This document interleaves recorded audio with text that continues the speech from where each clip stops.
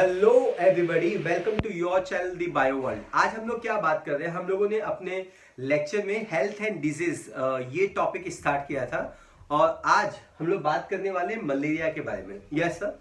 तो सबसे पहले आप ये समझ लीजिए कि मलेरिया एक ऐसी बीमारी है जो प्रोटोजोआ के वजह से होती है। अब इस प्रोटोजोआ का नाम क्या है? इस प्रोटोजोआ को हम लोग बोलते हैं प्लाज्मोडियम। तो I think this concept is very very clear कि plasmodium is a name of a organism जिसके वजह से ये पर्टिकुलर बीमारी आपको होती है, मलेरिया। बच्चों को ऐसा लगता है, पहला डाउट बच्चों को ऐसा डाउट लगता है कि मलेरिया जो होता है इसका जो कॉजिंग फैक्टर है वो फीमेल एनोफिलीज मॉस्किटो है। Yes sir. तो ये एब्सोल्यूट तरीके से रॉन्ग है। ये जो इंसेक्ट है ना, जिसको हम लोग बोलते हैं फीमेल एनोफिलीज मॉस्किटो, ये एक वेक्टर है। क्या है? ये एक वेक्टर है। आप अच्छे से मीनिंग लिख लीजिए कि वेक्टर का मतलब क्या होता है। वेक्टर का मतलब हमेशा होता है डिजीज कैरिंग एजेंट। मैं रिपीट करता हूं, what do you mean by vector? तो वेक्टर का मतलब होता है, वेक्टर एक डिजीज कैरिंग एजेंट है। It's a disease carrying agent. Disease carrying agent को हम लोग हमेशा क्या बोलते हैं? We always call it as a vector. इसको हम वेक्टर बोलते हैं। अब आपको ये बात क्लियर होना चाहिए कि malaria is going to be cause by the plasmodium. Plasmodium की वजह से होता है। और प्लाज्मोडियम ना कौन से किंगडम में है, ये पहला सवाल पूछा जाएगा। तो 5 किंगडम होते हैं, kingdom Monera, kingdom protista, fungi, Plantae, animalia. तो आप गेस कर सकते हैं कि आपने बायोलॉजिकल क्लासिफिकेशन में ये जो प्लाज्मोडियम है उसको कहां पे क्लासिफाई किया था। ऑब्वियसली ये एक प्रोटिस्टा है, यूनिसेलुलर यूकैरियोटिक, ये इसकी स्टार प्रॉपर्टी है और इसलिए ये एक प्रोटिस्टा है। तो ये पहली चीज है जो आपको अच्छे से समझ में आ जानी चाहिए, जो मैंने एकदम अच्छे से क्लैरिफाई कर दिया है। तो मलेरिया जो पैरासाइट होता है वो एक प्रोटोजोआ है। प्रोटो मतलब फर्स्ट, जोआ मतलब एनिमल। ये फर्स्ट टाइप ऑफ एनिमल है या ये प्रिमिटिव टाइप ऑफ एनिमल हम इसको कंसीडर करते हैं, इसलिए ऐसा इसको नाम दिया हुआ है। देन जो कॉजिंग एजेंट है वो प्लाज्मोडियम है। और जब ये प्लाज्मोडियम है, ये प्लाज्मोडियम अपना जो जीवन चक्र है, अपना जो लाइफ साइकिल है, वो 2 ऑर्गेनिज्म के अंदर कंप्लीट करता है, 2 होस्ट के अंदर कंप्लीट करता है। तो ये डायजेनेटिक है। अगर 2 होस्ट होते हैं, अगर 2 होस्ट आर देयर, तो इसको हम लोग बोलते हैं डायजेनेटिक। डायजेनेटिक वर्ड का मतलब ये होता है कि यहाँ पे 2 host are going to be involve. इसके अंदर 2 होस्ट इन्वॉल्व रहते हैं, इसलिए हम इसको डायजेनेटिक बोलते हैं। आगे की पढ़ाई करते हैं हम लोग। तो सबसे पहला सवाल उठता है कि होस्ट कौन है। तो 2 होस्ट कौन है? एक होस्ट तो हम लोग ह्यूमन बीइंग बोलते हैं, आप यहां देख सकते हैं लिखा हुआ है। और एक जो होस्ट होते हैं वो होते हैं female anopheles mosquito. Yes sir, female anopheles mosquito. अब दोनों होस्ट में प्राइमरी होस्ट किसको बोलते हैं, सेकेंडरी होस्ट किसको बोलते हैं? प्राइमरी होस्ट क्यू बोलते हैं और सेकेंडरी होस्ट क्यू बोलते हैं। तो इसको ध्यान से समझने की कोशिश कीजिए। There are 2 host. The first host is going to be always a female anopheles mosquito. जो पहली होस्ट है उनको हम फीमेल एनोफिलिस मॉस्किटो बोलते हैं। इन्हीं को हम प्राइमरी होस्ट बोलते हैं, इन्हीं को हम डेफिनेट होस्ट बोलते हैं। लेकिन जो दूसरा होस्ट है वो उसको हम सेकेंडरी होस्ट बोलते हैं। सेकेंडरी मतलब बाद में आने वाला। इनको हम इंटरमीडिएट होस्ट बोलते हैं। ये ह्यूमन बीइंग होता है।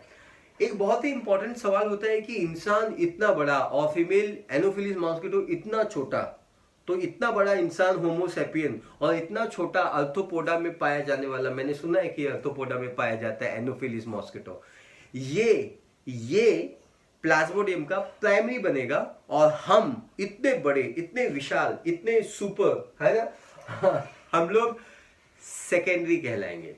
ऐसा क्यों होता है? तो ये बहुत ही इंपॉर्टेंट डाउट है। आपको ये समझना होगा कि कौन सा रिप्रोडक्शन बहुत ही ज्यादा इंपॉर्टेंट है, सेक्सुअल रिप्रोडक्शन या असेक्सुअल रिप्रोडक्शन। मैंने हमेशा अपने लेक्चर में यूनिट नंबर 6 में आपको ये बताया हुआ है कि सेक्सुअल रिप्रोडक्शन वो प्रोसेस कहलाता है जिसमें जानबूझ के वेरिएशन आता है और बिना वेरिएशन के कोई भी ऑर्गेनिज्म इस प्लैनेट पे रह नहीं पाता है।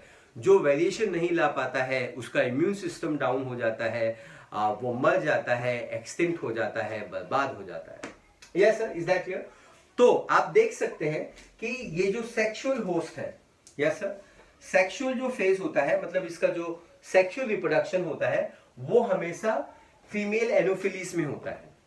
यस सर, तो बच्चों को, आप सभी बच्चों को ये समझना है कि सेक्सुअल फेज जिसके अंदर हो जाएगा वही तो प्राइमरी होस्ट कहलाएगा, और असेक्सुअल रिप्रोडक्शन जिसके अंदर होगा तो वो है ह्यूमन, और इसलिए ह्यूमन एक सेकेंडरी होस्ट है, या ह्यूमन एक सेकेंडरी होस्ट है, या ये एक इंटरमीडिएट होस्ट है। आई think this point is absolutely taken and I hope आपको ये पॉइंट अब्सोल्यूट तरीके से समझ में आया है, ऐसा मला वाटतो। आगे बढ़ते हैं हम लोग। आगे हम ये सवाल पूछते हैं कि ये फीमेल ही क्यों, वाई नॉट मेल एनोफिलिस? तो सबसे पहला सवाल है वाई फीमेल एनोफिलिस मॉस्किटो, यहाँ पे क्यों लिखा हुआ है why female anopheles mosquito, why not male anopheles mosquito? Yes sir, तो आप समझ लीजिए कि जो मेल एनोफिलिस मॉस्किटो होता है ना वो वेजिटेरियन डाइट खाते हैं, है ना, लेकिन ये जो फीमेल एनोफिलिस मॉस्किटो है ना ये नॉन वेजिटेरियन डाइट इनको पसंद है। अब सवाल ये उठता है कि मेल वेजिटेरियन और फीमेल नॉन वेजिटेरियन, ऐसी क्या बात है, मतलब ऐसा क्यों है? अब ये जो फीमेल एनोफिलिस मॉस्किटो होती है ना उसको ना अंडे को ले करना है, अंडे का डेवलपमेंट करना है ना, उनको ही रिप्रोड्यूस करना है। यस सर, तो पालन पोषण करने के लिए बहुत ही अच्छी क्वालिटी ऑफ जीवन चाहिए। जो सुपर क्वालिटी ऑफ जीवन होती है या बेटर जो जीवन होता है that is considered to be the human blood, और इसलिए फीमेल एनोफिलीज मॉस्किटो जो है ना वो ह्यूमन के ब्लड पे डिपेंड होती है, क्योंकि ह्यूमन के ब्लड में अच्छे खासे न्यूट्रिएंट्स इसके अंदर पाए जाते हैं। आपको मालूम है कि इंसान के ब्लड में सर्कुलेशन चैप्टर में आपने सीखा है कि कौन कौन से न्यूट्रिएंट पाए जाते हैं इंसान के ब्लड में। Yes sir, so I think this point is very very important, is very important point is taken by you कि why female anopheles mosquito, because they are going to feed onto the human blood, and human blood एक बहुत ही अच्छी quality का nutrient है, और उनके बच्चों को, उनके लार्वों को डेवलपमेंट करने में फीमेल का इसमें बहुत ही इंपॉर्टेंट कंट्रीब्यूशन रहता है, और इसलिए ये ऐसा किया जाता है। यस सर, सो याद रखना female feed on blood, male feed on fruit juice. Yes sir, इसीलिए मेल एनोफिलीज मॉस्किटो ये डिजीज को स्प्रेड नहीं करता है, बट फीमेल जरूर स्प्रेड करते हैं। एक और इंपॉर्टेंट चीज है जो मैं यहाँ पे मेंशन करना चाहूंगा, वो ये है कि ये जो प्लाज्मोडियम है ये ह्यूमन को तो मलेरिया डिजीज कॉज करता है, but it do not cause any symptoms और any disease to Anopheles. Yes sir, तो मैं यहाँ पे लिख देता हूँ इस बात को, बहुत ही इंपॉर्टेंट पॉइंट है और सबसे ज्यादा नेग्लेक्ट करने वाला ये पॉइंट है बच्चों के द्वारा। Plasmodium do not cause any conditions to female anopheles,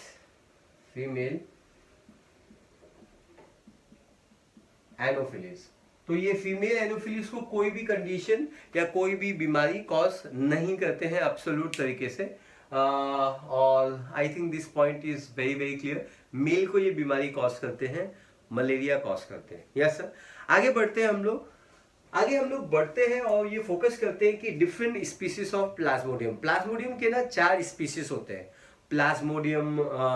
Plasmodium falciparum जो होता है इसमें सबसे ज्यादा डेंजरस होता है, मतलब ये फैटल है, मतलब ये ज्यादा लोगों को किल करता है। इस पॉइंट को आप जरूर लिख लीजिएगा, this very very important point. हम आगे बढ़ते हैं। तो 4 स्पीसीज होते हैं, plasmodium falciparum, plasmodium ovale, plasmodium malariae, plasmodium vivax. So plasmodium vivax है, और हम लोग क्या पढ़ने जा रहे हैं, हम इन सभी का इंक्यूबेशन टाइम पढ़ने वाले हैं, मतलब इनका इंक्यूबेशन पीरियड पढ़ने वाले हैं। मतलब इन्होंने अगर आज बाइट किया आपको तो क्या आपको मलेरिया हो जाएगा? नहीं हो पाएगा। अगर ये आपको बाइट करते हैं और उस बाइटिंग में ये अपना स्पोरोजॉइड फॉर्म, प्लाज्मोडियम का स्पोरोजॉइड फॉर्म इंजेक्ट करते हैं आपके बॉडी में, तो ही आपको मलेरिया होगा। Yes sir, every bite does not leads to malaria, only bite leads to malaria जिसमें फीमेल मॉस्किटो के ब्लड में या उसके सलाइवा में स्पोरोजॉइड फॉर्म अवेलेबल है। तो ये बात जो है ये हम सीखेंगे नेक्स्ट पार्ट में, नेक्स्ट सेशन में, जिसमें हम लाइफ साइकिल ऑफ मलेरिया सीखेंगे, तब हम इस बात को जरूर सीखेंगे। अभी आप फिलहाल आप ये समझ लीजिए कि Plasmodium vivax, Plasmodium malaria, Plasmodium ovale, Plasmodium falciparum super dangerous ये है, सबसे ज्यादा फैटल जो बीमारी है वो इनकी वजह से होती है। जितने ज्यादा से लोगों को किल करने में इनका बहुत ही इंपॉर्टेंट हाथ होता है। यस सर, ये जो प्लाज्मोडियम वाइवेक्स है ये इंक्यूबेशन टाइम 14 डेज है। इंक्यूबेशन टाइम मालूम है ना, अगर आज बाइट किया और स्पोरोजॉइड फॉर्म एंटर किया, मतलब प्लाज्मोडियम एंटर किया, तो 14 डेज के बाद आपको सिम्टम्स आना चालू हो जाएगा। यस सर, इंक्यूबेशन टाइम वो टाइम पीरियड कहलाता है जिसमें बैक्टीरिया या वायरस या पैथोजन के एंटर होने के बाद कितने देर के बाद सिम्टम्स आता है, उस पीरियड को इंक्यूबेशन पीरियड बोलते हैं। तो वाइवेक्स में 14 डेज में आता है, मलेरिया में ये 28 डेज में आता है, ओवले में ये 17 डेज में आता है, फैल्सिपेरम में 12 डेज में आता है। ये सारी चीजें इंपॉर्टेंट है, ये सारी चीजें एनसीईआरटी में मेंशन नहीं है, बट आपकी स्टेट की किताब में जरूर मेंशन है।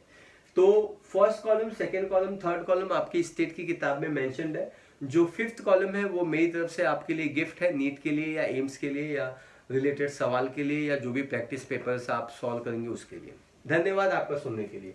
प्लाज्मोडियम वाइवेक्स 14 डेज का रहता है। इसमें पैटर्न ऑफ हाई फीवर, आपको पता होना चाहिए कि ये जो प्लाज्मोडियम होता है ये आपके आरबीसी को इन्फेक्ट करता है। जब आरबीसी आपका इन्फेक्ट हो जाता है और उसके अंदर बहुत सारे प्लाज्मोडियम या मलेरिया पैरासाइट डिवाइड होते हैं तो वो बर्स्ट होता है, और जैसे वो बर्स्ट होता है तो आपको फीवर आना चालू हो जाता है। Is that clear? तो प्यारे बच्चों, फीवर आपको वाइवेक्स के केस में 48 आवर्स के बाद आता है, मतलब तीसरे दिन आता है। 2 दिन के बाद तीसरे दिन आपको आएगा। रिकरिंग फीवर आता है, मतलब 48 आवर्स के बाद आएगा और फिर चला जाएगा और फिर आएगा और फिर चला जाएगा। क्यों ऐसा? क्योंकि 48 आवर्स में ये आरबीसी के अंदर रहता है, 48 आवर्स के बाद ये आरबीसी को ब्रेक करता है। तो ये सारी चीजें जो ब्रेक करता है ये सब हम सीखेंगे लाइफ साइकिल में नेक्स्ट पार्ट में, है ना। फिलहाल ये 48 आवर्स का इसका पैटर्न है, ये 28 डेज है इसका इंक्यूबेशन टाइम। सबसे ज्यादा इंक्यूबेशन टाइम मलेरिया का है और ये 72 आवर्स के बाद इसका फीवर डेवलप होता है। Pattern of fever every 72 hours, मतलब चौथे दिन, 4th डे। ओवले 17 डेज और 48 आवर्स, फैल्सिपेरम 48 आवर्स। दो आपकी स्टेट की किताब में ये 22 से 48 लिखा हुआ है। I have mention 48 because in some reference book 48 is mention. तो आप इस चीज को जरा नोट डाउन कर लीजिए। आप एनसीईआरटी और स्टेट दोनों निकाल के आप ये वीडियो अटेंड करने के बाद आप जरा उसको मैच कर लीजिए। Yes sir. Now we gonna talk about the disease cost. Yes sir. तो ये जो वाइवेक्स होता है वो बीमारी कॉज करता है, मलेरिया ही कॉज करता है, बट उसको अलग सा नाम दिया हुआ है। उसको नाम दिया है बेनाइन टर्टियन मलेरिया, ये नाम दिया हुआ है। Yes sir. तो ये आपको जस्ट रीड आउट करना है अपने नोट्स में। मैंने कई बार देखा है कि मैलिग्नेंट टर्टियंस के बारे में सवाल पूछे गए। ये तीनों के बारे में तो सवाल मैंने नहीं देखा हुआ है, बट मैलिग्नेंट टर्टियन के बारे में सवाल मैंने देखा हुआ था, और वैसे सवाल को सॉल्व करने के लिए मैंने आपको ये नेक्स्ट कॉलम गिफ्ट में मैंने आपको दिया हुआ है। तो वाइवेक्स आपको बेनाइन टर्टियन मलेरिया कॉज करता है, मलेरिया आपको कॉटन मलेरिया कॉज करता है, ओवले आपको माइल्ड टर्टियन मलेरिया कॉज करता है, ये आपको मैलिग्नेंट टर्टियन मलेरिया या इसको हम सेरिब्रल ब्रेन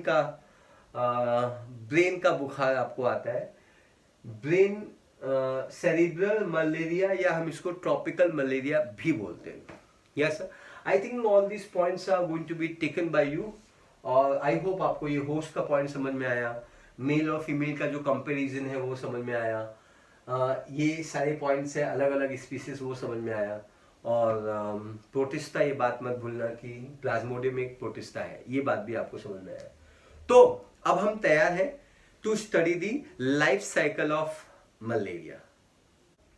हाय, तो अब हम लोग तैयार हैं ये सीखने के लिए लाइफ साइकिल ऑफ मलेरिया या लाइफ साइकिल ऑफ प्लाज्मोडियम। आपको पता होना चाहिए कि जब हम प्लाज्मोडियम के बारे में बात करते हैं तो इसके अगेंस्ट हमने वैक्सीन अभी तक नहीं बनाया। आज हम लोग ये लाइफ साइकिल पढ़ेंगे और लाइफ साइकिल पढ़ाने के बाद मैं आपको बताऊंगा कि क्यों इसके अगेंस्ट अब तक हम लोग वैक्सीन बनाने में कामयाब नहीं हुए हैं। दो मलेरिया के लिए डेडिकेटेड इंस्टीट्यूट्स हैं, पुणे में भी हैं, ऑल ओवर इंडिया है, ओनली खाली मलेरिया या प्लाज्मोडियम के ऊपर रिसर्च करने के लिए। Then also we are fail to make vaccine against the malaria. तो इस कॉम्प्लिकेटेड लाइफ साइकिल को आज हम समझते हैं। आपका पूरा ध्यान यहाँ पे होना चाहिए सुनते वक्त लेक्चर को, और ऑल द बेस्ट एवरीबॉडी, है ना।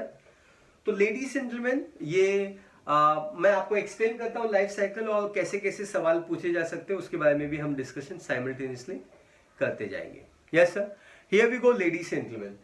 सबसे पहले एग्जैक्टली होता क्या है, आप देख सकते हैं ये जो शेप है ये मॉस्किटो का है ना। सबसे पहले ये जो मॉस्किटो होता है, कौन सा मॉस्किटो? ऐसा मॉस्किटो जिसके सलाइवा में, जिसके सलाइवरी ग्लैंड में, ये है मॉस्किटो का सलाइवरी ग्लैंड, जिसके सलाइवरी ग्लैंड में, आई होप आप सबको क्लियरिटी से दिखाई दे रहा है, जिसके सलाइवरी ग्लैंड में स्पोरोजॉइड फॉर्म प्रेजेंट है। ये जो मलेरिया है ना, ये बहरूपिया है। बहरूपिया मतलब इसके मल्टीपल फॉर्म्स होते हैं। Yes sir. और इसका जो पहला फॉर्म इस समय हम इंट्रोड्यूस कर रहे हैं उसको हम बोलते हैं स्पोरोजॉइड फॉर्म। अब ये जो स्पोरोजॉइड फॉर्म होता है ना, ये सलाइवरी ग्लैंड में होता है। आपको मालूम है कि जब मॉस्किटो आपको बाइट करते हैं तो आपके स्किन को रप्चर करते हैं, ब्रेक करते हैं, आपके ब्लड वेसल्स में होल करते हैं, अपने माउथ पार्ट्स को इंसर्ट करते हैं और ब्लड सक करते हैं। बहुत सारे बच्चों का ये पहला डाउट होता है कि मॉस्किटो ब्लड सक करते हैं, तो ये स्पोरोजॉइड, ये जो स्पोरोजॉइड फॉर्म है प्लाज्मोडियम का, वो एंटर कैसे करता है? तो मेरे प्यारे बच्चों और अच्छे बच्चों और नादान बच्चों, ये समझ लो कि मॉस्किटो जब आपको बाइट करता है ना ब्लड सक करने के लिए, तो सबसे पहले वो एंटीकोगुलेंट रिलीज करता है, ऐसे केमिकल जो ब्लड को क्लॉट होने नहीं दे। आपको तो बचपन से ये पता है कि सर्कुलेशन चैप्टर में आपने पढ़ा था कि जब भी आपके स्किन पे ब्रेक हो जाता है, कोई भी ब्लड वेसल देखो अगर फट जाता है, इमीडिएटली प्रोसेस ऑफ क्लॉटिंग शुरू हो जाता है। तो अगर माउथ पार्ट से स्किन रप्चर हुआ या ब्लड वेसल रप्चर हुआ ब्लड सक करने के लिए, तो इमीडिएटली वो क्लॉट हो जाएगा, है ना। तो सबसे पहले मॉस्किटो, ये जो जितने भी सारे मॉस्किटो है ना, वो अपने सलाइवा को, पीस ऑफ सलाइवा वो इजेक्ट करते हैं आपके बॉडी में, आपके स्किन में, ताकि आपका ब्लड क्लॉट ना हो। और उसी सलाइवा में ये स्पोरोजॉइड फॉर्म एंटर कर लेता है आपके स्किन में, इंसान के स्किन में। तो यहां पे मैंने पार्टीशन बताया हुआ है। पार्टीशन के जो इस साइड है, ये लाइफ साइकिल का ये जो हिस्सा है, this is going to be occurring in case of human. और इस लाइन के इस साइड जो भी हो रहा है, जो भी स्टोरी है, ये सारी स्टोरी फीमेल एनोफिलिस मॉस्किटो के अंदर है। तो हम लोग स्टार्ट कहां से कर रहे हैं? हम लोग स्पोरोजॉइड से स्टार्ट कर रहे हैं।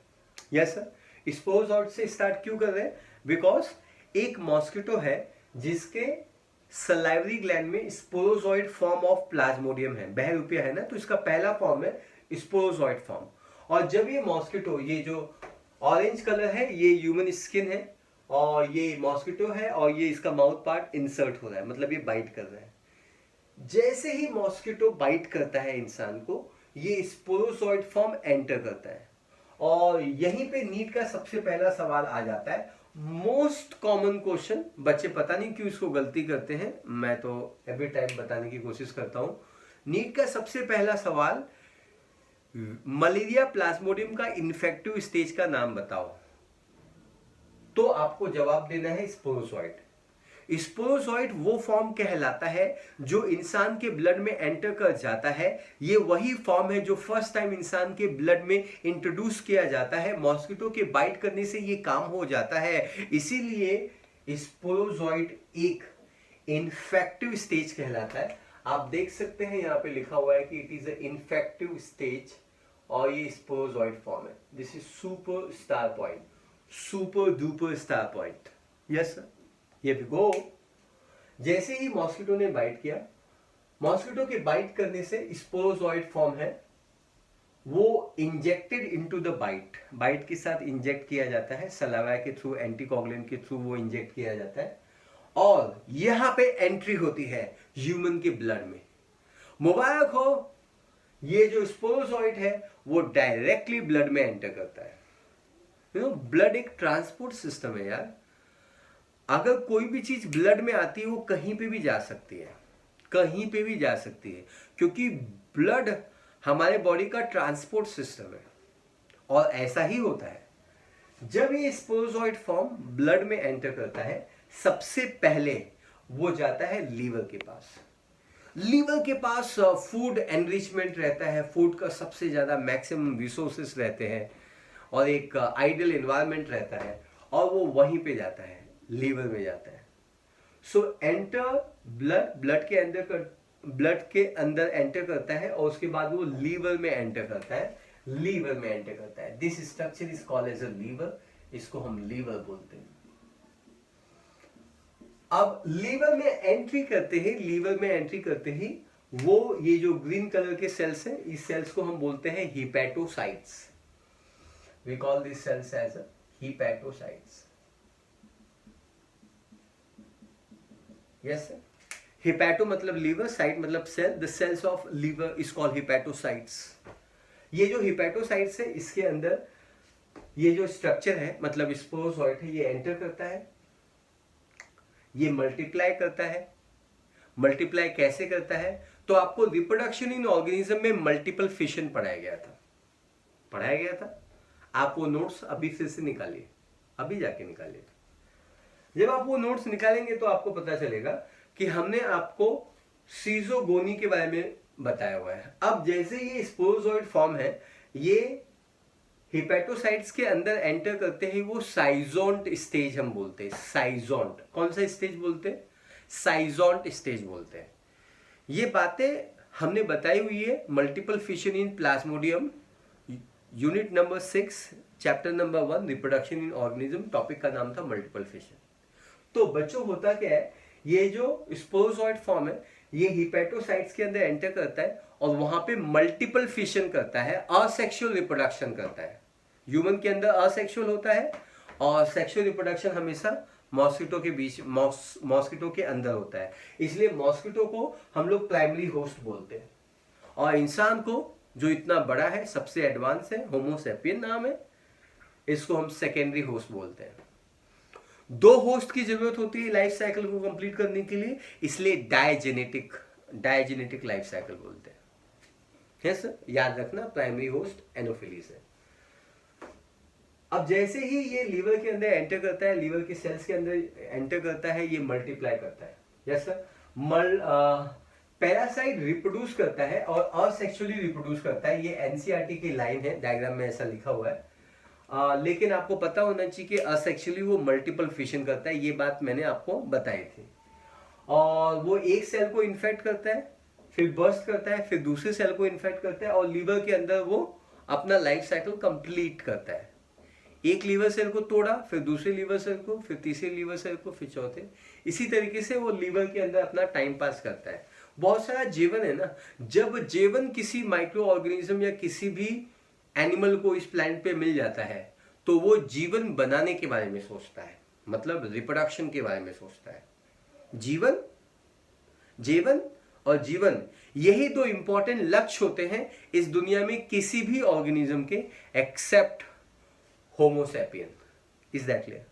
Ladies and gentleman, parasite liver के अंदर जाएगा, बहुत सारा रिसोर्सेस और न्यूट्रिएंट पाएगा, और वो वहां पे असेक्सुअली मल्टीपल फिशन करेगा। आइडियल कंडीशन है, बेस्ट कंडीशन में वो असेक्सुअल रिप्रोडक्शन कंप्लीट करेगा।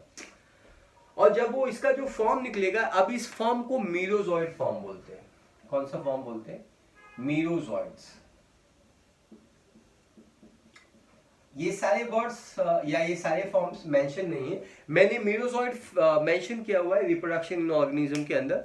वो वीडियो अभी भी आई थिंक है यूट्यूब पे, आप उसको देख सकते हैं। मल्टीपल फिशन ऑफ साइजोंट स्टेज, ये स्टेज को साइजोंट स्टेज बोलते हैं, और इसके ये स्टेज के अंदर जो इंडिविजुअल बनता है, ये एक जो बंदा बनता है उसको मीरोजॉइड बोलता है। Am I very clear? Stage का नाम साइजोंट। स्टेज जब मल्टीपल फिशन करता है तो जो प्रोजेनी बनती है इंडिविजुअल प्रोजेनी को merozoite. Am I very very clear? बहरूपिया इसके जैसा न देखा कोई। यस, बहरूपिया है। स्पोरोजॉइड में गया, साइजोंट स्टेज बनाए, साइजोंट के बाद ये सीधा मीरोजॉइड स्टेज बनाए। कर लगा तुम्हारा? Very good. अब ये जो मल्टीपल फिशन है इसको हम बोलते हैं साइजोगोनी। साइजोन के अंदर जो मल्टीपल फिशन होता है, इस मल्टीपल फिशन को हम साइजोगोनी बोलते हैं। ये एक बोनस पॉइंट है मेरी तरफ से। यस सर, ये बोनस पॉइंट हमने रिप्रोडक्शन इन ऑर्गेनिज्म में भी आपको बताया हुआ है, तो ये एक बोनस पॉइंट है। नीट पूछेगा कि साइजोगोनी क्या है, आप बोलने का multiple fission of sporozoite in the hepatocyte to give rise to merozoid is called सीजोगोनी। पक्का? अब ये जो मल्टीप्लाई होते रहते हैं, एक लीवर सेल मरा, दूसरा लीवर, तीसरा, ये बर्स्ट करते हैं, ब्रेक करते हैं। अब ना इनको बड़ा बोर होता है, मतलब सेम प्रोसेस करना है। परिवर्तन संसार का एक महत्वपूर्ण नियम है। अपने जीवन में परिवर्तन लाने के लिए, अपने जीवन को और शानदार बनाने के लिए अब ये फिर से लीवर से ब्लड में एंटर करते हैं, है ना? भागो, parasite reproduce asexually now inside the RBC. अब ये आरबीसी को अपना टारगेट समझता है ना? तो लीवर में ये प्रोसेस चालू रहेगा। कुछ लोगों को बोल लग रहा है ना, तो वो बाहर आएंगे सर्कुलेशन में। लीवर में ये प्रोसेस चालू है, लीवर को अपन खराब करेंगे ना। हिपैटोमेगेली पहला सिम्टम है इसमें, लीवर खराब। हिपैटोमेगेली समझते हो क्या? अभी सिम्टम पढ़ेंगे, लाइफ साइकिल है, लाइफ साइकिल के बाद आप सिम्टम पढ़ेंगे। हिपैटो का मतलब होता है लीवर, मेगेली का मतलब होता है large size of liver call hepatomegaly. Come on India, come on. करता है क्या? करता है कि नहीं करता है? Yes sir. So parasite reproduce asexually now inside the RBC. आपको मालूम है आरबीसी के अंदर, एक आरबीसी के अंदर 280 मिलियन हीमोग्लोबिन। Wow, 280 million. आपने सही सुना, 100 नहीं बोला मैंने, 1000 नहीं बोला, करोड़ नहीं बोला, मिलियन बोला। मिलियन, वो भी 280 मिलियन, 280 मिलियन। तो ये जो पैरासाइट है ये हीमोग्लोबिन को मॉडिफाई करता है और हीमोजोइन बनाता है। क्या बनाता है? हीमोजोइन। Hemozoin, yes sir. तो ये इसका बाय प्रोडक्ट है। हीमोग्लोबिन को मॉडिफाई होने के बाद ये हीमोजोइन बनाता है और ये आरबीसी को ब्रेक करता है। मल्टीपल फिशन यहाँ पे भी चालू रहता है। इस मल्टीपल फिशन को भी हम साइजोगोनी ही बोलते हैं। याद रखना हमेशा, यहाँ पे लिखा हुआ है हिपैटोसाइट्स एंड एरिथ्रोसाइट दोनों के अंदर ये स्टेज को साइजोन बोलते हैं। इंडिविजुअल जो बनता है उसको मीरोजॉइड्स बोलते हैं। पक्का? A parasite reproduce asexually in the RBC, multiply and bursting the RBC as RBC burst। जैसे जैसे RBC burst होता है, RBC burst होता है और हीमोजोइन रिलीज होता है, टॉक्सिक चीजें रिलीज होती हैं और जब जब RBC ब्रेक होगा तब तब फीवर आएगा। आपने अभी देखा था ना, 48 आवर में आएगा, 72 आवर्स में आएगा, 24 आवर्स में आएगा। तो ये इनका जीवन चक्र है आरबीसी के अंदर। जब आरबीसी ब्रेक होंगे ना तो टॉक्सिक रिलीज होता है और वो टॉक्सिक हमारे हाइपोथैलेमस को सिग्नल देते हैं और हाइपोथैलेमस टेम्परेचर बढ़ा देता है। आपको तो मैंने बचपन में बताया था ना, नर्वस कोऑर्डिनेशन में, hypothalamus is the thermostat of the body, it is a temperature regulatory centre. बताया था ना, झूठ बोल नहीं रहा हूं मैं। आप नर्वस कोऑर्डिनेशन देखिए, हाइपोथैलेमस देखिए, फोरब्रेन देखिए, डायनसेफ्लॉन देखिए, उसमें ये बात लिखी हुई है। तो ये जो टॉक्सिन्स होते हैं ये आपके बॉडी में अलर्ट जारी करते हैं कि टेम्परेचर बढ़ा दिया जाए, टेम्परेचर की सेटिंग इंक्रीज करते हैं। जैसे हम एसी का जो टेम्परेचर होता है वो बढ़ाते या कम करते हैं, उसी तरीके से हाइपोथैलेमस वर्क करता है। ये आपके बॉडी का टेम्परेचर बढ़ा देता है और बॉडी में रेड अलर्ट जारी कर देता है। सायरन की आवाज आती है, यस सर, एग्जैक्टली। तो बॉडी में बड़ी तेजी से फीवर आता है, वो इनको मारने के लिए होता है। Fever is a good thing. Fever को हम लोग किंग ऑफ द डिजीज बोलते हैं, ऐसा आयुर्वेद बोलता है। Yes sir.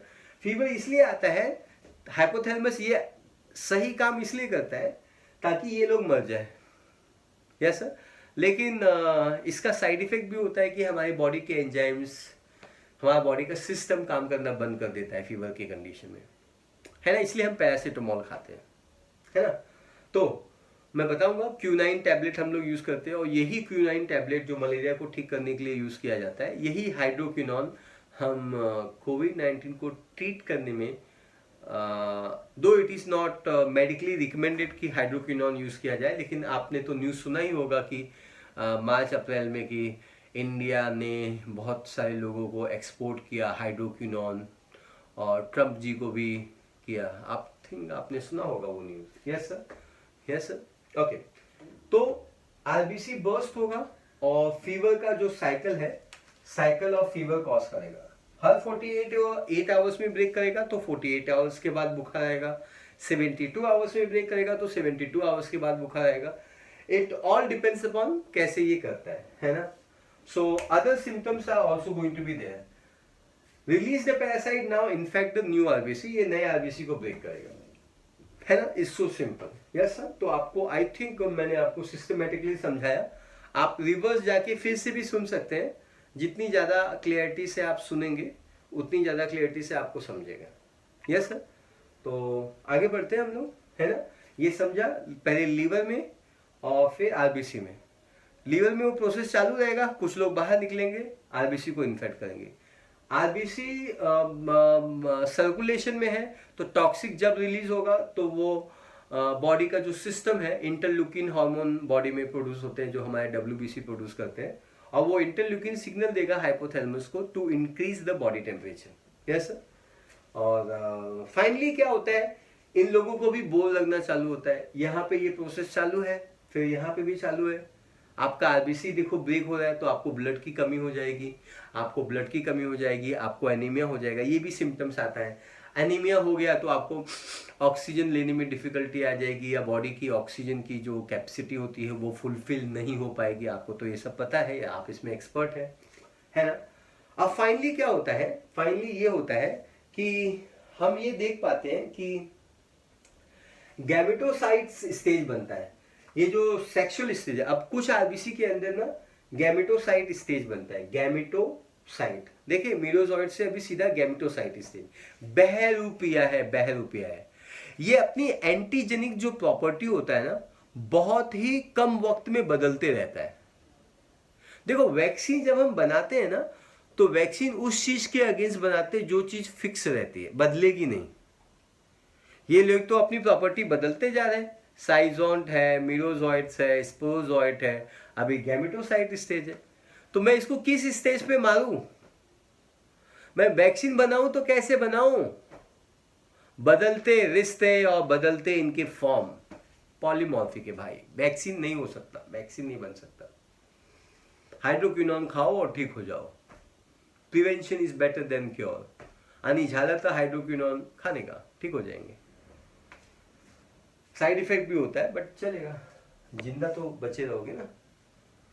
तो ये गैमेटोसाइट स्टेज है। गैमेटोसाइट्स, गैमेटो मतलब गैमेट, साइट मतलब सेल, ऐसा सेल जिसके अंदर गैमेट है। तो एक आरबीसी के अंदर फीमेल है, एक आरबीसी के अंदर मेल है। Yes sir. अब ये ना, ये आरबीसी आपके पेरिफेरल बॉडी में आ जाएंगे। पेरिफेरल समझते हो? बॉडी के किनारे किनारे, बॉडी के अंदर नहीं, बॉडी के किनारे में आ जाएंगे। और यहां पे किनारे में आके स्किन में ये लोग प्रे करेंगे। देखो मैंने ये ऑरेंज कलर का फिर से स्किन ड्रॉ किया, ये स्किन है, और ये बाइट करने के लिए कोई आ रहा है, और इस बाइटिंग में ये इसके अंदर एब्जॉर्ब हो जाएगा। ये किनारे में आ जाएंगे और प्रे करेंगे। कोई मॉस्किटो आ जाए, कोई फीमेल एनोफिलीज मॉस्किटो आ जाए, हमको यहां से लेके जाए, ये सेकेंडरी होस्ट है, हमको सेक्सुअल रिप्रोडक्शन करना है, क्योंकि हमारा नाम गैमेटोसाइट स्टेज है। खुश मत होना, ये जा रहे हैं। अरे बाकी के बंदे हैं ना इधर, ये लोग भी कल घूम घूम के इधर घूम घूम के ये लोग भी इसी स्टेज में आएंगे। ऐसा नहीं कि अभी बीमारी भी जा रही है, ये चला जाएगा, तो बीमारी तो रहेगी ना यार, ऐसी क्या बात है। इतने मल्टीप्लाई सो फास्ट है ना, मल्टीपल फिशन है भाई, मल्टीपल फिशन। मल्टीपल मतलब मैनी, फिशन मतलब division, divide into many organism, it's called multiple fission. तो ये लोग प्रे करेंगे तथास्तु, इनकी मनोकामना पूर्ण हो। तो ये जो मॉस्किटो है अब इनको बाइट करेगा, एक इन्फेक्टेड पर्सन को बाइट करेगा। सपोज ये गया, ये नहीं गया, साइकिल कंटिन्यू नहीं होगा। ये दोनों जाएंगे, ये दोनों जाएंगे मॉस्किटो बाइट में। तो क्या करते हैं वो थोड़ा आपको ध्यान से फोकस करना होगा, यहाँ पे इंफॉर्मेशन ज्यादा लिखा हुआ है। फाइनली क्या होगा, female mosquito takes up gametocytes, gametocytes को लेंगे, यस सर, गैमेटोसाइट्स को लेंगे एंड ब्लड मील में, मतलब जब ये ब्लड सक करते हैं ये मॉस्किटो, तो ये गैमेटोसाइट्स को अंदर ले लेंगे। अब ये जो गैमेटोसाइट्स है यहाँ पे क्या करेगा, फर्टिलाइजेशन एंड डेवलपमेंट। क्या करेगा, फर्टिलाइजेशन करेगा, और फर्टिलाइजेशन के साथ साथ ये डेवलपमेंट करेगा। Fertilization development takes place in the mosquito stomach. Mosquito stomach के अंदर फर्टिलाइजेशन भी होगा और डेवलपमेंट भी होगा। Yes sir, is that clear? Zygote जो होगा वो इलोंगेट होगा। जाइगोट इलोंगेट होगा मतलब जाइगोट का साइज बढ़ेगा। आई होप आप समझ पा रहे हो। ये फीमेल है, ये मेल है, ये दोनों आरबीसी आएंगे मॉस्किटो के अंदर, और यहाँ पे इनका फर्टिलाइजेशन होगा। आप फर्टिलाइजेशन वो प्रोसेस कहलाता है, मेल गैमेट और फीमेल गैमेट एक दूसरे से फ्यूज हो जाता है। फ्यूज होने के बाद देखो वो जाइगोट को बनाता है। अब वही जाइगोट इलोंगेट होता है, मोटाइल होता है और इलोंगेट होता है। इलोंगेट होता है और मोटाइल होता है। इलोंगेट और मोटाइल होने के बाद वो एक स्टेज बनाता है। लो फिर से आ गया स्टेज, नया स्टेज। बहरूपिया इसके जैसा हमने नहीं देखा। जब ये अपना फॉर्म बदलते हैं ना तो एंटीजेनिक प्रॉपर्टी चेंज करते हैं, एंड इतना ज्यादा चैलेंजिंग हो जाता है ये काम कि मैं अगर मैं वैक्सीन बना देता हूं, मैं मीरोजॉइड के अगेंस्ट बना देता हूं, तो ये सारे फॉर्म बच जाते हैं। मैं इसके अगेंस्ट बना देता हूं तो ये बाकी के फॉर्म बच जाते हैं। Become very very very difficult boys. Yes sir. So ये एक स्टेज बनाता है जिसको हम बोलते हैं ऊकाइनाइट। काइनेटिक आपको पता है ना, काइनेटिक का मतलब होता है मूवमेंट करना, है ना। तो ये अमीबॉइक मूवमेंट शो करता है। ऊकाइनाइट है ना, ये अमीबॉइक मूवमेंट शो करता है और ये स्टमक को पेनिट्रेट करता है ना।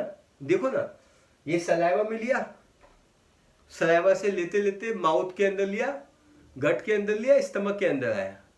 अब स्टमक के वॉल पे ऊकाइनाइट बनता है, और ऊकाइनाइट एक माइग्रेटिंग प्रॉपर्टी है। काइनेटिक मतलब मूवमेंट होता है ना, तो ये पेनिट्रेट करेगा। ऊकाइनाइट जो है ये पेनिट्रेट करेगा और स्टमक को, और पेनिट्रेट करके खुद को मॉडिफाई करता है oocytes में। किस में मॉडिफाई करता है? oocyst में। लो एक और फॉर्म है आपके लिए, बहुत बहुत मुबारक हो, एकदम लकी हो, सारे फॉर्म आज ही सीख रहे हो।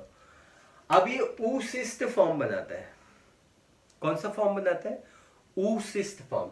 अब ये जो oocyst फॉर्म है ये फिर से मल्टीपल फिशन करता है, और जब ये इस बार मल्टीपल फिशन करता है तो ये स्पोरोजॉइड बनाता है, और इसका ये जो मल्टीपल फिशन है, ये जो मल्टीपल फिशन है, इस मल्टीपल फिशन को अलग सा नाम दिया हुआ है।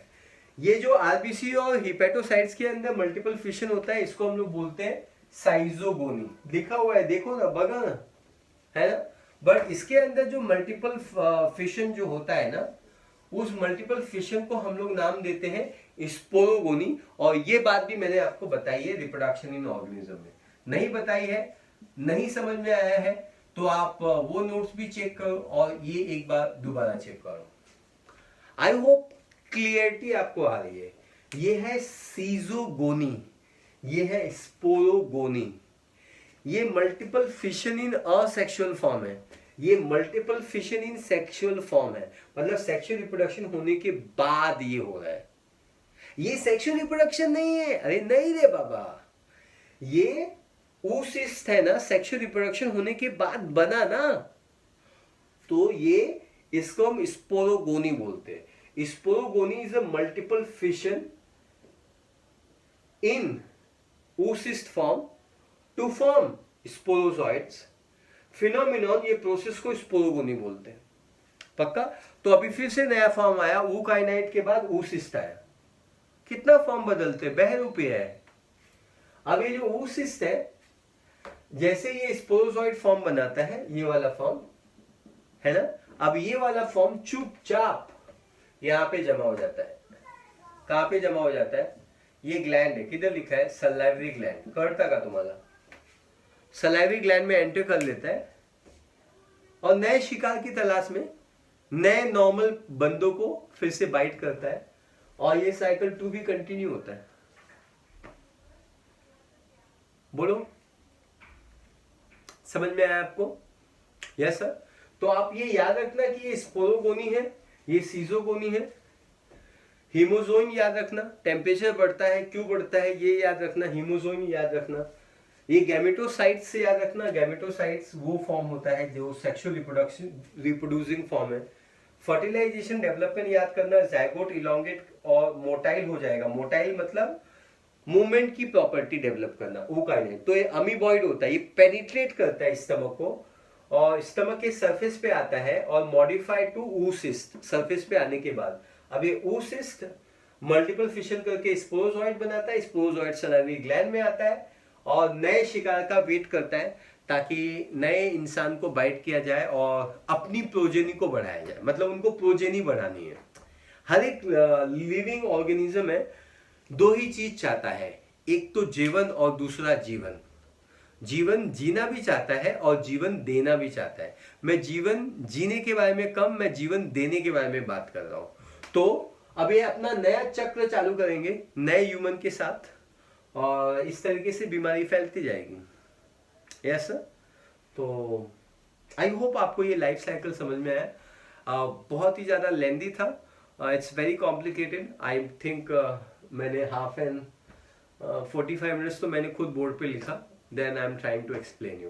तो आप इसको अच्छे से परफॉर्म कीजिए, आप अच्छे से इसको लिखिए।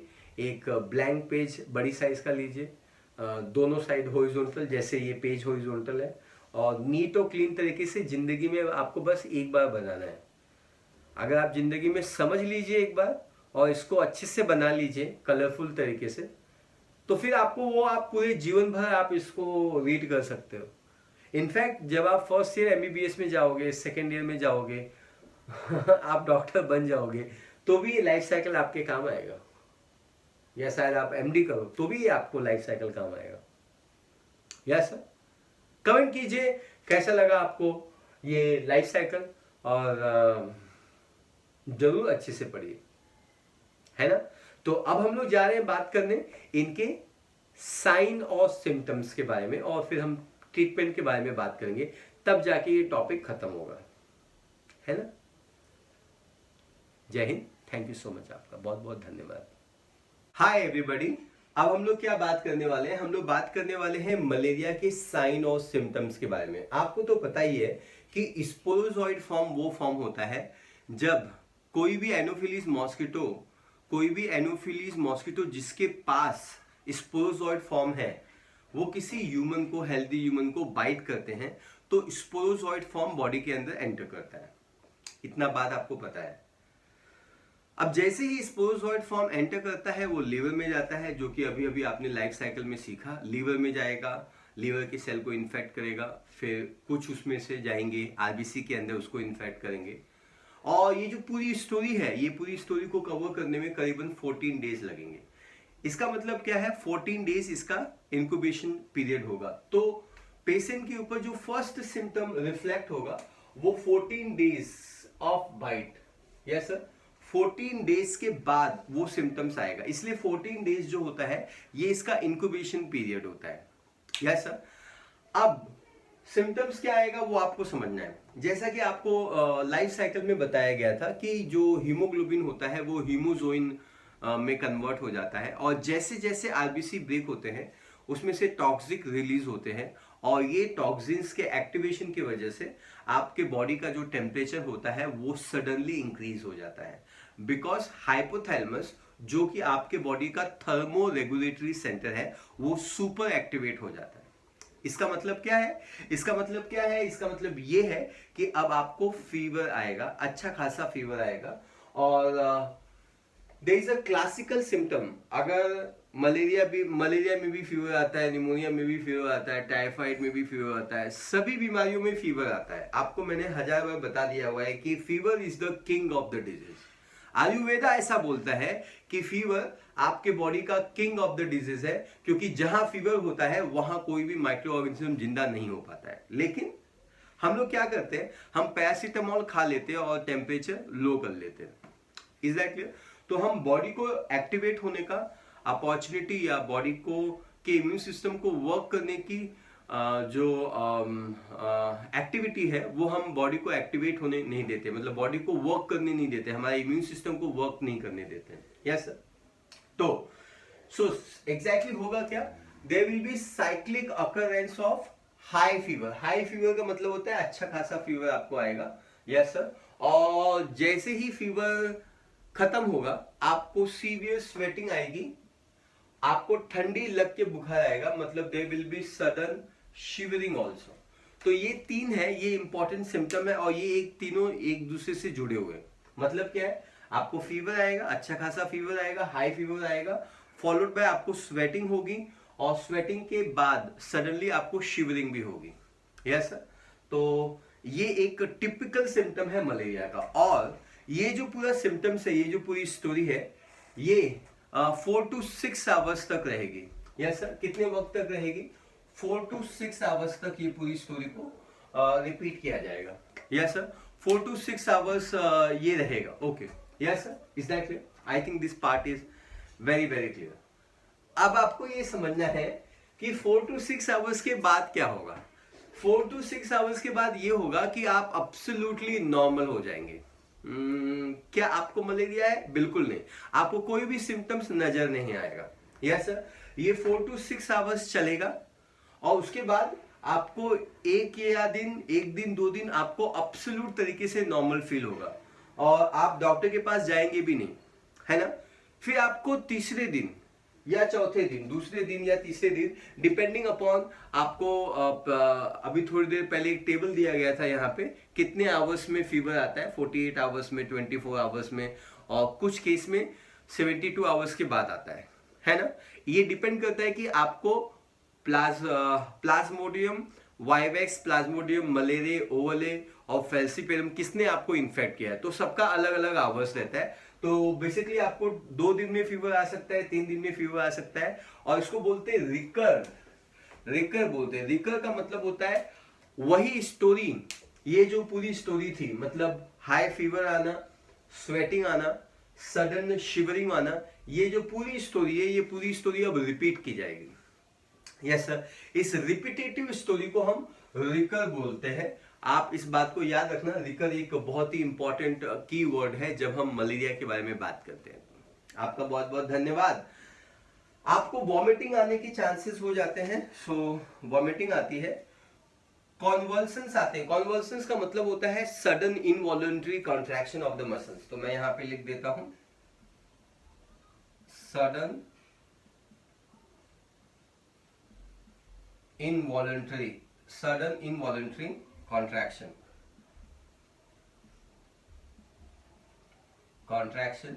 of muscles। Yes sir. Sudden involuntary contraction of the muscles, इसको हम लोग क्या बोलते हैं, इसी को हम लोग क्या बोलते हैं, कॉन्वल्सन्स बोलते हैं हम लोग। Yes sir. इसके बाद आता है आर्थ्रालाजिया।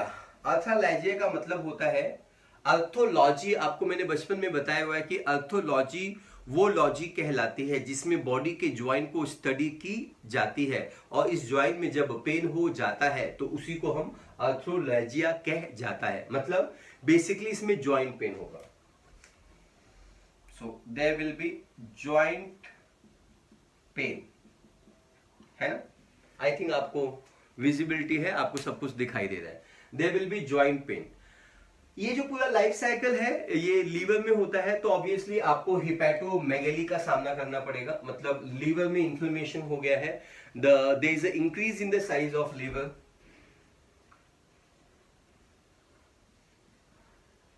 Increase in size of liver, तो लीवर की साइज यहाँ पे बढ़ जाएगी। तो ये आपको बात पता होना चाहिए, इसको हम हिपैटोमेगैली बोलते हैं, है ना। देन आपको मैंने बताया था कि ये आरबीसी के अंदर भी ये स्टोरी रिपीट की जा रही है, लिवर के बाद हिपेटोसाइट्स के अंदर।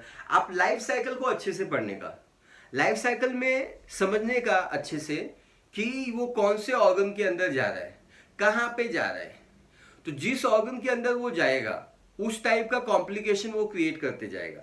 लीवर में जाएगा तो आपको लिवर से रिलेटेड कंडीशन डेवलप होंगे, आरबीसी में जाएगा तो आरबीसी से रिलेटेड कॉम्प्लिकेशंस आएंगे। स्प्लीन तो हमेशा हर एक बीमारी में स्वेल हो जाता है, तो यहाँ पे स्प्लीनोमेगेली भी एक इंपॉर्टेंट सिम्टम्स आ सकता है, इसको भी मैं यहाँ पे लिख देता हूं।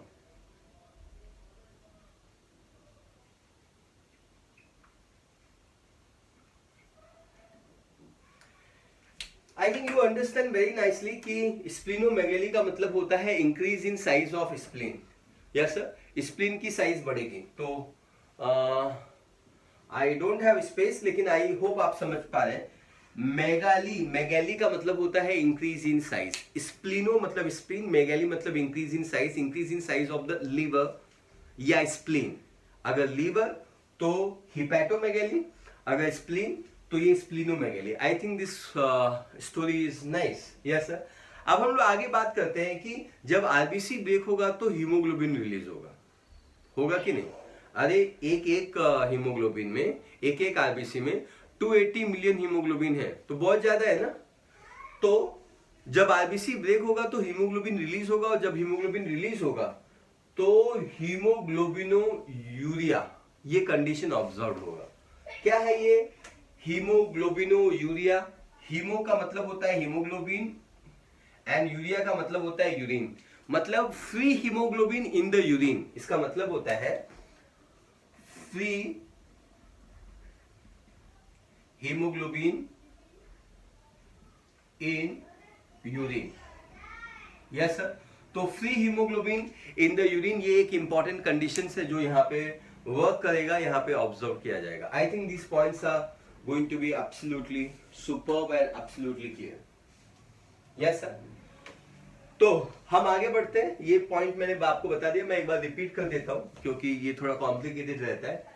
Cyclic occurrence of high fever, fever के बाद स्वेटिंग, स्वेटिंग के बाद शिवरिंग, देन 1 और 2 दिन कुछ नहीं, फिर ये 4 to 6 आवर्स में कंप्लीट हो जाएगा, फिर 1-2 दिन कुछ नहीं, फिर सेकेंड डे या थर्ड डे डिपेंडिंग अपॉन उसका फीवर का जो साइकिल है वो कैसे है, कौन सा स्पीसीज ऑफ प्लाज्मोडियम आपको इन्फेक्ट किया हुआ है, आपको फिर से ये रिकर करेगा। रिकर मतलब ये पूरी स्टोरी रिपीट करेगी। Part 2, Baahubali part 1, this is Baahubali part 2 है। Then they will be vomiting होगा, then they will be convulsions होंगे क्योंकि मसल्स का सडन कॉन्ट्रैक्शन होना चालू हो जाएगा।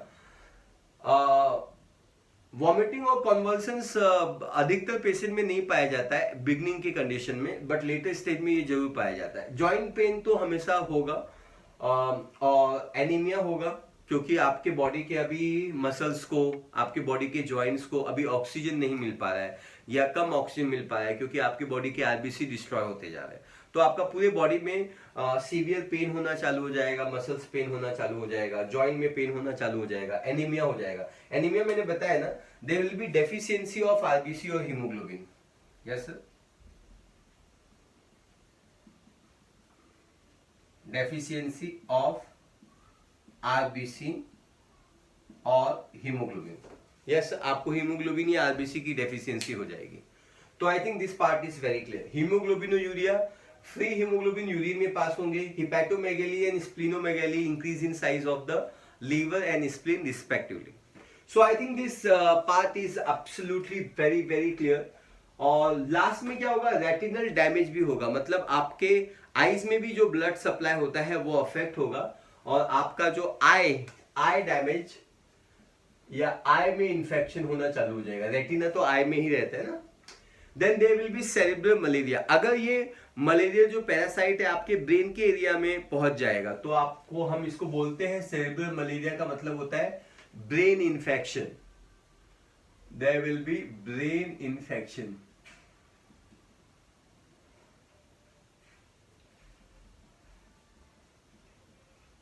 सो ब्रेन इन्फेक्शन हो जाएगा।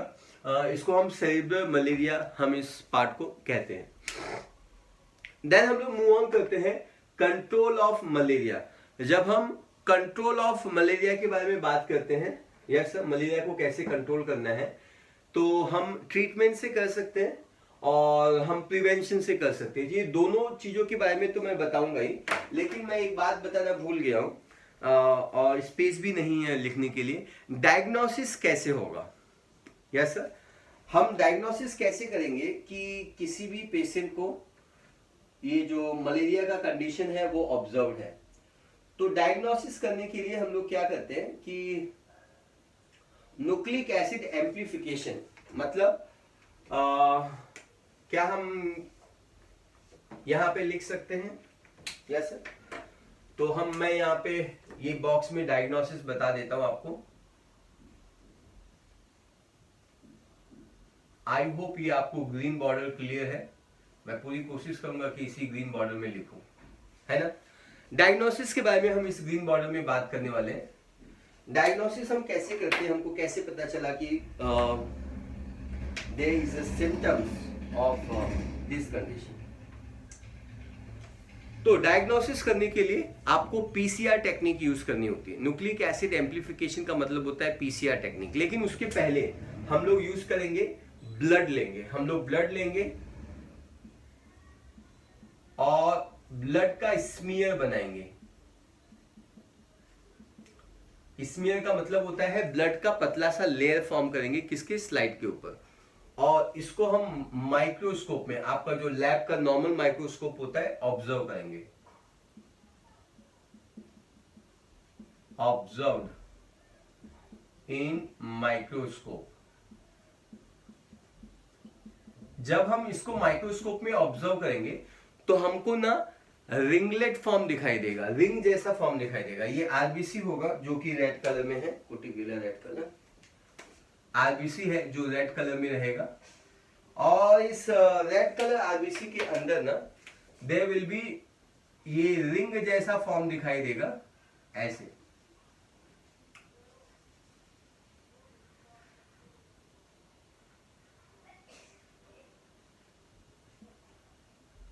है ना। तो there will be ringlet form like this are going to be observe, है ना। रिंग जैसे फॉर्म दिखाई देंगे आरबीसी के अंदर। अगर मुझे आपको कोई भी सचमुच का इमेज दिखाना है तो I would like to show this image. आप देख सकते हैं ये डायग्राम में, यू कैन सी यहाँ पे रिंग जैसा फॉर्म दिखाई दे रहा है। अगर आरबीसी के अंदर ऐसा कुछ रिंग लाइक फॉर्म दिखाई दिया, ये स्मीयर के अंदर है, ये हम लोग माइक्रोस्कोप में, रेगुलर माइक्रोस्कोप में हम ऑब्जर्व कर रहे हैं, और ऐसे रिंग लाइक फॉर्म दिखाई दिए तो आप समझ जाना कि there is complications. Yes sir, तो ये एक कंफर्मेटरी टेस्ट होता है, मतलब ग्राउंड लेवल पे ऐसे ही हम करते हैं।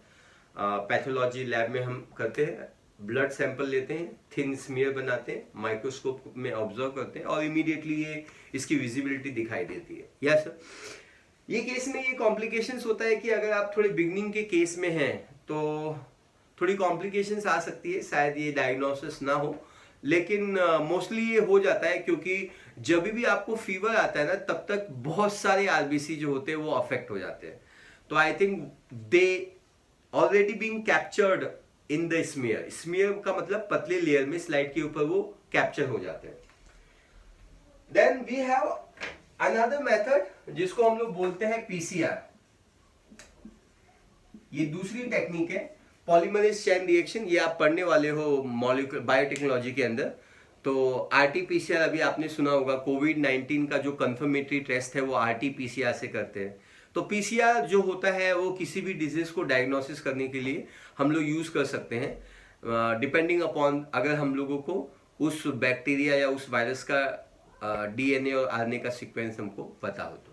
यस, तो this is how the diagnosis is done.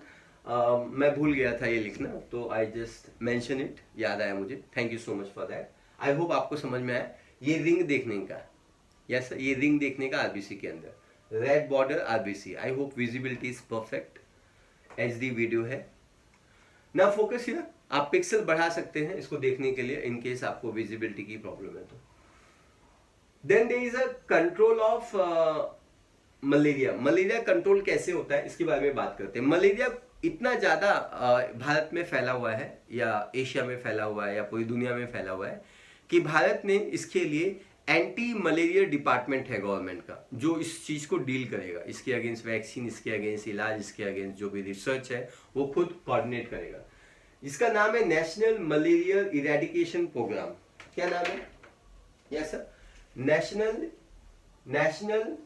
NMED बोलते हैं हम इसको, NMED बोलते हैं। आई think this work is very clear. ये NMED है, that is a national malaria eradication, eradicate करना मतलब हटाना, भगा देना, यस सर, प्रोग्राम।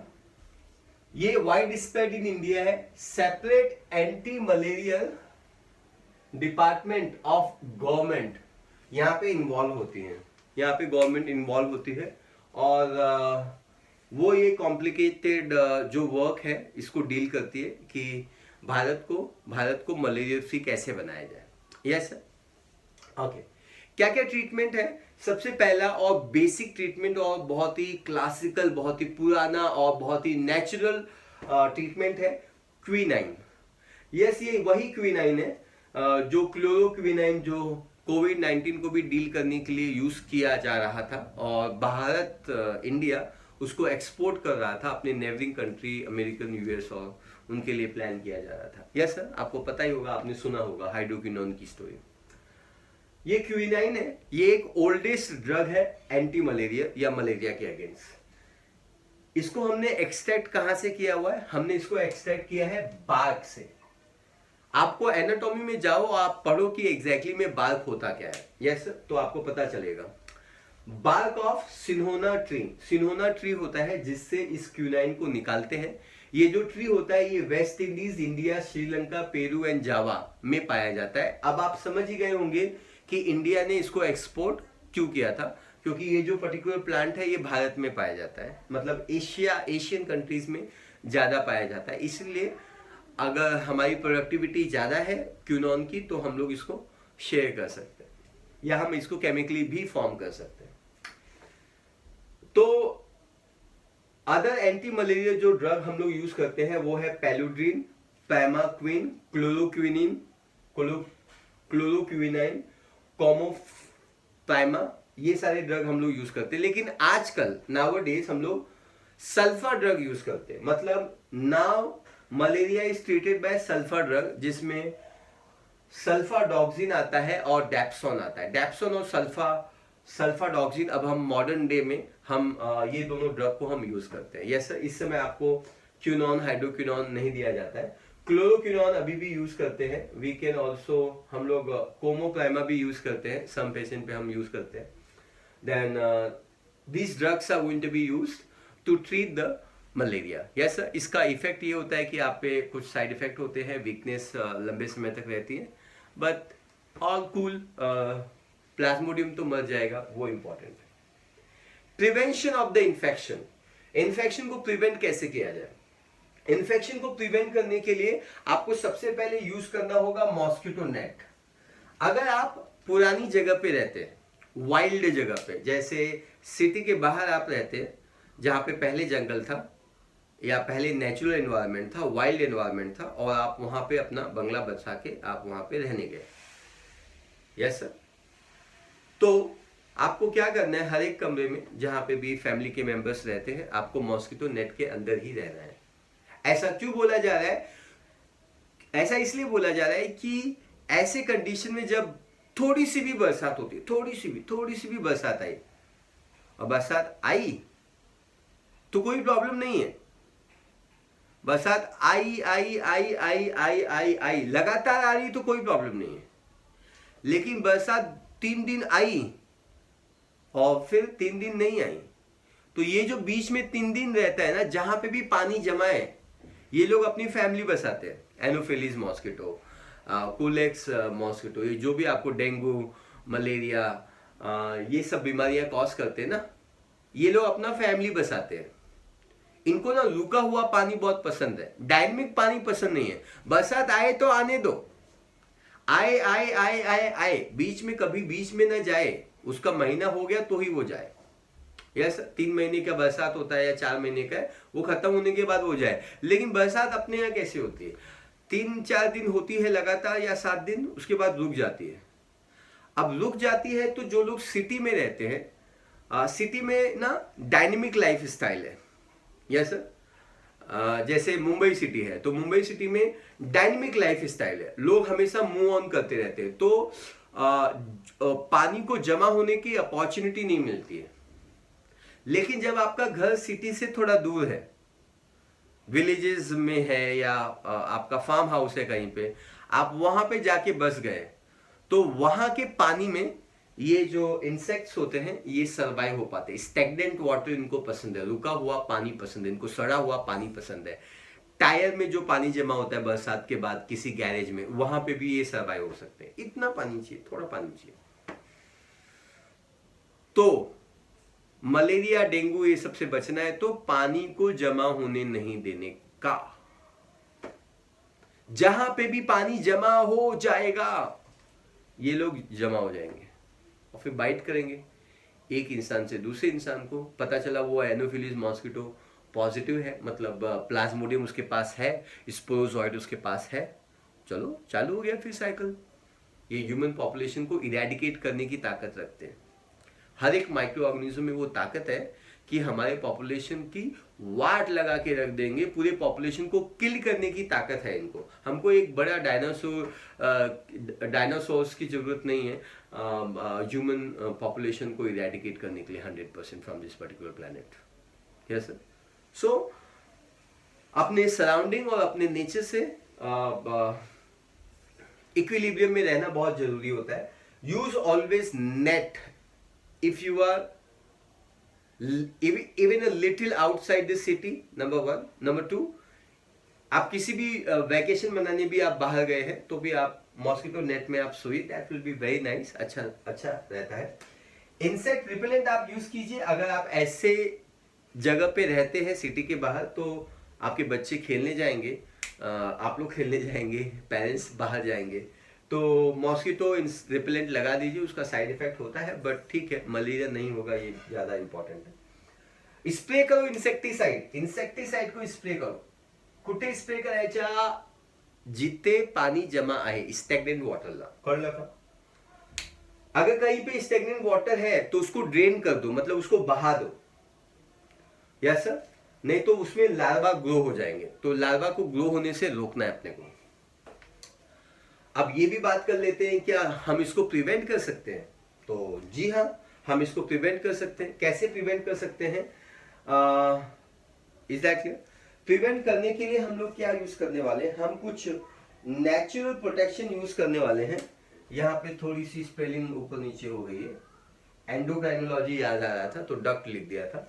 ये डक्ट्स है, डक्ट्स जो होते हैं वो लार्वा को खाते हैं। तो अगर आप के नजदीक में वाटर बॉडीज हैं सराउंडिंग में, तो आप वहां पे डक को ग्रो करो। डक है ना, लार्वा को खाते हैं, तो ये एनोफिलीज मॉस्किटो के लार्वा को भी खा लेंगे। नंबर 1, ये बायोलॉजिकल ट्रीटमेंट है, ये बायो कंट्रोल है। आई मीन आप इंसेक्टिसाइड आप वाटर बॉडीज में ऐड करोगे, वो घूम फिर के आपके खाने में आ जाएगा, क्योंकि वो बह के पानी में जाएगा, पानी से जमीन के नीचे जाएगा, जमीन से फिर ऊपर आएगा और फिर आपकी बॉडी में आएगा। जो दोगे वही पाओगे, जितना अच्छा दोगे उतना अच्छा पाओगे, जितना बुरा दोगे उतना बुरा पाओगे। ये जो पूरी सर्कल है, लाइफ साइकिल, इस सर्कल में कभी बुरी चीजें होती हैं, अच्छी चीजें होती हैं, लेकिन वही होता है जो आप करते हैं। तो अगर आप इस दुनिया को, इस पूरी दुनिया को, है ना, अर्थ को इंसेक्टिसाइड देते हो, बहुत सारा केमिकली फॉर्म इंसेक्टिसाइड, तो घूम के आपके पास आएगा। ऐसा आप सीखोगे डीडीटी के बारे में, आप एनवायरमेंट इकोसिस्टम नाम का चैप्टर है आपको, उसमें आप इस चीज को और ज्यादा अच्छे से सीखोगे कि कैसे घूम फिर के आपके पास आएगा और मल्टीपल फॉर्म में आएगा। अच्छा काम करोगे, मल्टीप्लाई होके अच्छा होके, लेकिन वक्त लगेगा, क्योंकि time always, time is a god. Yes sir. So डक्स को आप ग्रो करो स्टैग्नेंट वाटर में, ये लार्वे को खाएंगे। लार्वीवोरस का मतलब क्या होता है? लार्वा को खाने वाले। कार्निवोरस, हर्बीवोरस तो सुना होगा ना, उन्हीं का भाई है लार्वीवोरस। फिश होते हैं गंबूसिया। आप देखना चाहेंगे गंबूसिया फिश? तो मैंने उनका फोटो लिया हुआ है, आपको बता देता हूं मैं। तो ये जो गंबूसिया फिश है, ये गंबूसिया फिश जो होते हैं, ये फिश ये लार्वा को खाते हैं, है ना। तो अगर कहीं पे स्टैग्नेंट वाटर है या आपके बंगलों में वाटर बॉडीज है ना, और तो आप इनको उसमें उस मछली को, मछली जल की रानी पानी में पाई जानी गंबूसिया जब आनी तो एनोफिलिस के लार्वा को खा जानी, अच्छी बात है। इसके अलावा ड्रैगन फ्लाइज, कुछ एडल्ट इंसेक्ट होते हैं ड्रैगन फ्लाइज। ये जो ड्रैगन फ्लाइज होते हैं ये भी लार्वा को बहुत पसंद करते हैं, इनका फेवरेट फूड है ये। Yes sir. तो कुछ इंसेक्टिवस प्लांट होते हैं जिसका नाम है अर्टिकुलेरिया। शायद आपने इसको मॉर्फोलॉजी में पढ़ा होगा। ये पानी में पाया जाता है अर्टिकुलेरिया, और पानी में जैसे इंसेक्टिवस प्लांट्स होते हैं ना, इंसेक्टिवस प्लांट की कैटेगरी में ये आता है अर्टिकुलेरिया। ये प्यूपा और लार्वे पे फीड करता है। तो मैंने लास्ट में लिखा हुआ है प्यूपे एंड लार्वा, प्यूपे एंड लार्वे पे ये फीड करता है। Yes sir. तो प्रिवेंटिव मेजर भी मैंने काफी डिटेल में आपको बताया हुआ है। एक तो सिटी, ये सिटी के टाइप का प्रिवेंटिव मेजर है, ये सिटी का है। और ये अगर आप चाहते हो कि आपका इकोसिस्टम सही सलामत रहे, बुरा इफेक्ट ना हो, तो आप ये भी फॉलो कर सकते हैं। Is that clear? मतलब गवर्नमेंट फॉलो कर सकती है, आप भी फॉलो कर सकते हैं। एंटी मलेरिया ड्रग इस समय क्या यूज करते हैं, ये भी यूज कर सकते हैं। और इनका बेस है quinine. Quinine is bark of cinchona tree से निकालते हैं, इंडिया में पाया जाता है। डायग्नोसिस मैंने बता दिया, कंट्रोल मेजर मैंने बता दिया। NMED बहुत ही इंपॉर्टेंट है, ये भी आप पढ़ लीजिए। और आई थिंक ये कॉम्प्लिकेटेड सिम्टम्स ये मैंने आपको जरूर बताया। Yes sir. So I just no finish the malaria. I hope आपको वीडियो पसंद आया। आप लाइक कीजिए, सब्सक्राइब कीजिए। अगर आपको ऐसा लगता है कि ये काम लाइक एक्सपेक्ट करता है तो लाइक कीजिए, शेयर कीजिए, सब्सक्राइब कीजिए। और लेक्चर नोट्स बनाइए, पढ़िए, MCQ सॉल्व कीजिए, डाउट पूछिए, कमेंट कीजिए। डाउट से रिलेटेड कुछ बात छूट गई है तो वो भी बता सकते हैं। आपका बहुत बहुत धन्यवाद। Thank you so much. जय हिंद।